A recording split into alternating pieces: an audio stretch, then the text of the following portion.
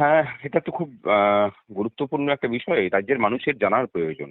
এবং এটা চাইবো যে যারা যারা শুনবেন দেখবেন তারা অন্তত ব্যাপক হারে রাজ্যের মানুষের কাছে পৌঁছে দিন, কারণ এটা অত্যন্ত গুরুত্বপূর্ণ এবং সংবেদনশীল একটা বিষয়। বিগত সরকারের প্রাতিষ্ঠানিক দুর্নীতির মানে সব থেকে বড় ক্ষতির বহর যারা বহন করতে হয়েছে তারা হচ্ছে ওই 16,000 মানে এসএসসি 2016 প্যানেলের যারা শিক্ষক শিক্ষিকা এবং শিক্ষাকর্মী তারা। গত সরকার করলেন কি, যাদের কাছ থেকে টাকা পয়সা খেয়েছিলেন তাদেরকে বাঁচানোর জন্য তারা এমন ভাবে ধনুক ভাঙা পণ করলেন যে শিক্ষক শিক্ষিকারা কোনো মতেই থাকতে না পারে। রায়টাকে পড়ে পড়ে আমার যেটুকু মনে হয়েছে যে সুপ্রিম কোর্ট কিন্তু কোনো মানে কোনো সময়ই নতুন করে পরীক্ষা নিয়ে মানে করার কথা কিন্তু বলেছে বলে আমার মন্তব্য মনে হয়নি। সব থেকে ভয়ানক অবস্থায় আছেন শিক্ষাকর্মীরা। বিগত 18 মাসের বেশি সময় ধরে তাদের বেতন বন্ধ। মানে একটা চাকরি করতো, তারা নিজের মেধা দিয়ে চাকরি পেয়েছিল, সেখান থেকে কি তাদের চাকরি চলে যাওয়া এবং তাদের বেতন বন্ধ হওয়া। এখন মানে অনেকে দিনমজুর এরকম অবস্থা, কারণ এই রাজ্যে শিক্ষিত মানুষের যা মজুরি তার থেকে মানে কি ওটাকে কি বলবো, দৈনিক লেবারের মজুরি অনেক বেশি বাস্তবিক পরিস্থিতি। সেই জায়গায় এসে পড়ে 2025-এর নতুন করে ফ্রেশ বিজ্ঞপ্তি হলো এবং সেই বিজ্ঞপ্তিতে বিগত জামানার যারা শিক্ষক শিক্ষাকর্মী তাদের সাথে নতুন করে আবার পরীক্ষা ব্যবস্থা হলো। সেই পরীক্ষা ব্যবস্থা যেগুলো যেগুলো সুপ্রিম কোর্ট বলেছিল যে কোনো টেন্টেড ক্যান্ডিডেটকে বসানো যাবে না, তারা কিন্তু টেন্টেড ক্যান্ডিডেট থেকে বসিয়েছেন। পরে যখন কেস হয়েছে তাদের তখন বাদ দিয়েছেন, কিন্তু বসানো যাবে না। সুপ্রিম কোর্ট বলেছিল যে বসালে পরে পুরো প্রক্রিয়াটা বাতিল হবে, সেটা কিন্তু হয়নি।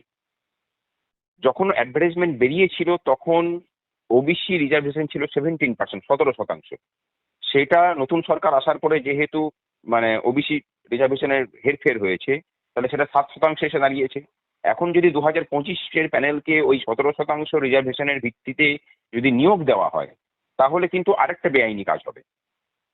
আর সেটাকে যদি 7% নামিয়ে নিয়ে আসা হয়, তাহলে এই যে মেরিট লিস্ট যেটা হয়েছে সেটাও আবার হেরফের হবে। কারণ ওই যে 10% এক্সট্রা বাড়ছে সেটা জেনারেল ক্যাটাগরিতে চলে যাওয়ার কথা, তাহলে জেনারেল ক্যাটাগরিতে আবার নতুন করে আর যেসব ছেলেমেয়েরা ডাক পায়নি তারা তখন পাবেন। ফ্রেশার এবং 2016 প্যানেলের শিক্ষকদের একসাথে বসানোর ফলে যেটা হয়েছে, তারা 10 নম্বর এক্সট্রা পেয়েছেন। ফ্রেশাররাও কিন্তু বঞ্চিত হয়েছে। কিভাবে বঞ্চিত হয়েছে? যে যারা 70-এর মধ্যে 70 পেলেন তারাও কিন্তু পরীক্ষাতে মানে ইন্টারভিউ ডাক পেলেন না। আবার এখানে যদি 10 নাম্বার না দেওয়া হয় তাহলে সেটা আরেক ধরনের বঞ্চনা করা হয়। তার কারণটা হচ্ছে যে এরা যারা 10 বছর আগে নিজের মেধা দিয়ে চাকরি পেয়েছিল তারা অভিজ্ঞতার কোনো দাম পেলেন না। নতুনদের সাথে মানে বসানো হচ্ছে একটা কম্পিটিটিভ পরীক্ষা, তার প্রেক্ষাপট অন্য থাকে। যখন যে একজন যিনি চাকরি করেন তার নলেজ বেসড পড়াশোনা, সেখান থেকে ইনফরমেটিভ বেসড পড়াশোনাতে মানে প্রত্যাবর্তন করতে হয়। এই পুরো ব্যাপারটাকে জগা খিচুড়ি করে দেওয়া, পরীক্ষার মানে পদ্ধতির মধ্যে মানে গোলমাল, সেখানে ইনভিজিলেটরের সিগনেচারের জায়গা ছিল না, মানে প্রচুর দুর্নীতি আগে এই যে পরীক্ষাটা হয়েছে তার মধ্যেও হয়েছে। আমরা চাই যে পুরো প্রক্রিয়াটাকে পৃথক করে দেওয়া হোক। মানে এটা আমাদের সংগ্রামী যৌথ মঞ্চের পক্ষ থেকে শিক্ষা দপ্তরের কাছে দাবিও বলতে পারেন এবং কাতর মানে অনুরোধও বলতে পারেন যে এই ছেলে মেয়েগুলোকে বাঁচান। রাজ্যবাসীর কাছে আবেদন যে এদের মধ্যে যারা যোগ্য ছেলে মেয়ে, সেই ছেলে মেয়েগুলোর জন্য অন্তত রাজ্যের প্রত্যেকটা মানুষ রাস্তায় নামতে বলছি না, কিন্তু অন্তত সোশ্যাল মিডিয়াতে মানে সোচ্চার হোক। আর সরকার বলছে যে আমরা এই প্রক্রিয়াটাকে চালিয়ে নিয়ে গিয়ে আমরা নতুন করে আবার এক্সটেনশন চাইবো, কিন্তু সেই এক্সটেনশনটা যেন শিক্ষক এবং শিক্ষাকর্মী উভয়ের জন্য চাওয়া হয়। আর শুধু এক্সটেনশন দিয়ে তো এই সমস্যার সমাধান হবে না। এই সমস্যাটার যদি অ্যামিকেবল সলিউশন করতে হয়, তাহলে যেটা প্রয়োজন সেটা হলো যে 2018 পর্যন্ত যে মানে ভ্যাকেন্সি ছিল সেই ভ্যাকেন্সিটাকে এসএসসি 2016 প্যানেলে যারা পরীক্ষা দিয়েছিলেন তাদের সকলের জন্য মানে রিজার্ভ করে রাখা, সেখানে পরীক্ষা নেওয়া। আর 18-র পর থেকে এখনো পর্যন্ত যা ভ্যাকেন্সি, সেই ভ্যাকেন্সিটার জন্য নতুন ছেলে মেয়েদের জন্য উন্মুক্ত করা।